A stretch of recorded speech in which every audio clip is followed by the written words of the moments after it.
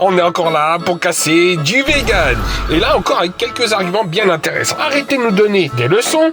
Ce qui est marrant, c'est que le mec prend 2 minutes pour nous faire la morale, alors que nous, à la base, on partageait juste du contenu positif. Mais bon, on va les écouter, ces arguments intéressants. Ils accroissent majoritairement et massivement donc la déforestation. Ça a été débunké 1 milliard de fois, au moins 63% de la déforestation en Amazonie est liée directement à l'élevage et pas au vegan. Ils participent très largement à l'exploitation des pays étrangers. Le seul exemple qu'il arrive à citer, c'est les noix de cajou, et on va y revenir. Par contre, il ferme bien les yeux sur la déforestation pour nourrir les bovins et les poulets, et encore plus sur la surpêche dans les pays d'Afrique de l'Ouest, qui sert à nourrir les saumons. Je reviens encore une fois sur cette histoire de noix de cajou. Ah bah oui, revenons-y. Ils consomment massivement de la noix de cajou.